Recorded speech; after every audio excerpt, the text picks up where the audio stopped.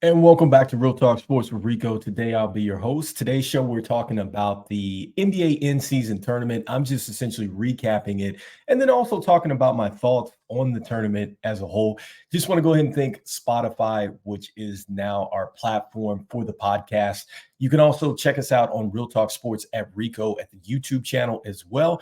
And all those will be in the show notes below. I also want to thank the fans out there who have chimed in on a week-to-week basis and helped us drive content to the show. And I just want to go ahead and thank the sponsors out there who have put sponsorship on the show. So without further ado, let's jump into the content, guys. And we're talking about the NBA in-season tournament and my thoughts here.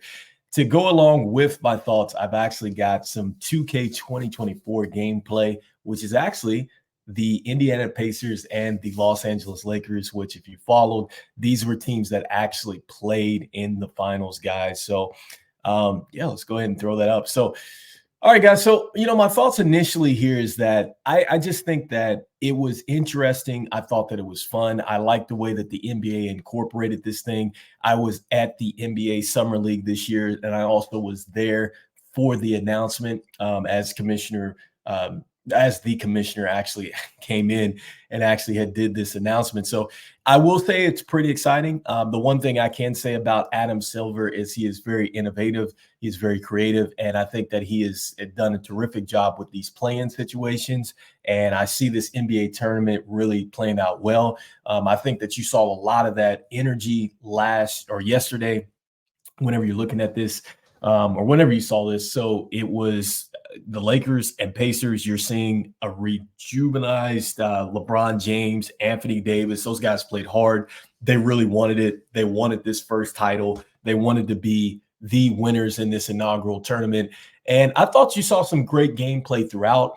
I love how they changed courts throughout the time period to let you know what games were going to be into the in-season tournament eligibility. And basically, it broke down to the Eastern Conference. You had the four teams that made it out were the Milwaukee Bucks, the New York Knicks, and then you had the Pacers and you had the Celtics. The Pacers have really surprised just about everybody this season. They won against Boston 122-112. They had come back and beat Milwaukee 128-119 after Milwaukee had advanced over New York, which set them up for the finals. On the other side of this thing, you had the Lakers coming in at the 1 seed. You had Phoenix at the 4 seed. You had New Orleans at the 3 seed, and you had Sacramento at the 2 seed. The Lakers beat Phoenix 106-103 in that one. That came down to a game-winning shot. You had the Pelicans beat the Kings, bit of an upset. You had the Lakers beat the Pelicans 133-89. That was an absolute beatdown. And then the Lakers 123-109 against the Pacers here in the championship to win it. And that actually was kind of a beatdown as well. So when I'm looking at this thing with the Lakers, I think that the Lakers, this is a good building point for the Lakers. Am I sold on the Lakers winning a title? Absolutely not. But I think that if the Lakers want to extend and go far, they're going to have to play this way. And when I look at Anthony Davis, this is the Anthony Davis that a lot of people thought that the Lakers were going to get. Here is a guy that went out here, played absolutely terrific. He had the 20 rebounds and 41 points. The only problem is he doesn't play like this all the time. 4 blocks, 5 assists. LeBron, 11 rebounds, 4 assists, 2 steals, 24 points. Austin Reeves off the bench, 28 points. A guy I think he's really starting to find his stride now that he's come out of Team USA. On the other side of this thing, the Indiana Pacers. I think that this is the blueprint for the Pistons. A lot of people thought that the Pistons were the laughing stock of the league along with the Pistons. I got to give credit to Rick Carlisle. I like that the fact that Rick Carlisle traditionally has been a half-court offensive-minded coach. I think the moment that he turned it over to Buddy Hield and then also to Tyrese Halliburton and let these guys open it up and be more of an open team now, the wins have started to come in abundance. And the one thing that I like about the Pacers is they shoot the ball incredibly well. I know that they have struggled they struggled in this championship game, but the fact that Halliburton, Turner, Obi Toppin, who's come over from the Knicks, Buddy Hield. These guys have been able to make plays, and Benedict Mathurin, who has been a scorer. You have Aaron Naismith, who's come over from Boston, and he's really starting to blossom. These guys are playing very well. They're going to be a scary team, but I think what you saw is that they have issues as far as the interior. They don't go down to the post enough. They also, too, don't defend the post enough. And I think that that's what you saw with the Lakers here yesterday, because the Lakers were able to shoot 54, 53%. But the key that you take out of this is that the Lakers played such bully ball. They had 80 points in the paint, which was just unheralded. That's like playing 2K on easy mode. So the Pacers have got to figure out a way to really start to get offensive rebounds. They've got to figure out a way to be more physical on the rebounding attempts and things like that. They've got to be able to push back a little bit more on the block. And I don't know if that's something that they have to address at the trading deadline or the buyout market, but they need to get a physical center. You know, they had that with Sabonis, but give them credit. They had to get rid of Sabonis to get Hill and Tyrese Halliburton over there. I think a lot of people were scratching their heads when the Pacers traded Sabonis, but now you see why you had to make a move like that because of what Tyrese Halliburton can do.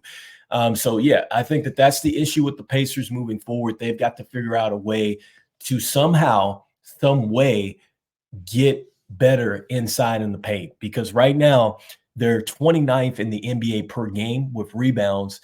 They're first in points scored. They're first in field goal percentages. They're 10th in free throw percentages and 6th in three-point percentages. So they do a great job of scoring, but they have got to find a way to defend. So I think that this was a huge plus. I like it so far. It's interesting because if you look at it, the stats do not count or will not count towards the final total when it comes down to, you know, points and things like that and all that stuff like that. So I'm sure going into the scoring title and all that stuff like that, that stuff doesn't count. But it was interesting. It was entertaining.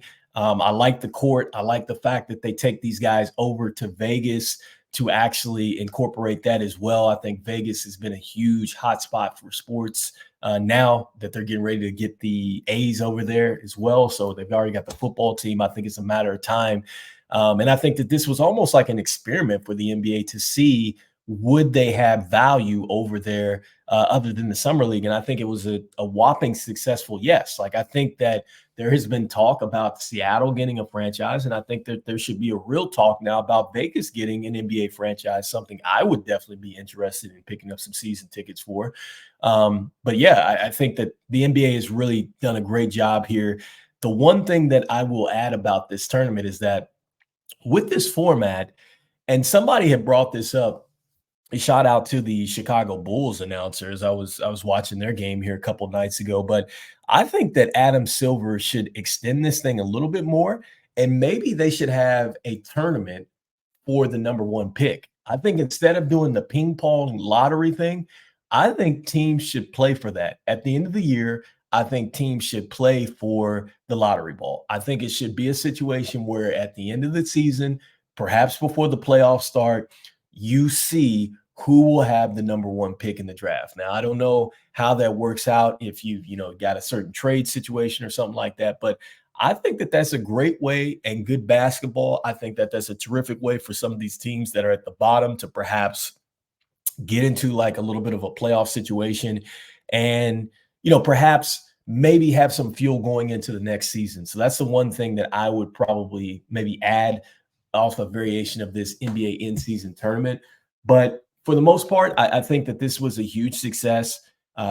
Credit to the Lakers. I don't think that this puts them in championship contention, but I do like the fact that the Lakers were able to go out and show a level of physicality here. I think that moving forward, this is going to bode well for them. I think it's going to bode well for the Pacers. I think that this was a teaching moment for them. I think that they still have a lot of time here after 20 games to try to figure this thing out as far as how they're going to get a lot better with their interior play. But nevertheless, great tournament. I think that this was a huge success for the NBA. So kudos for them. So with that being said, guys, that is this week in the NBA. Just wanted to really talk about the NBA in-season tournament, talk about what went well, what could go better with it, kind of my thoughts here on that. And so before we sign off, I want to go ahead and thank the sponsors out there for putting sponsorship on the show. I want to go ahead and thank the fans out there who have listened to the show on a week-to-week basis.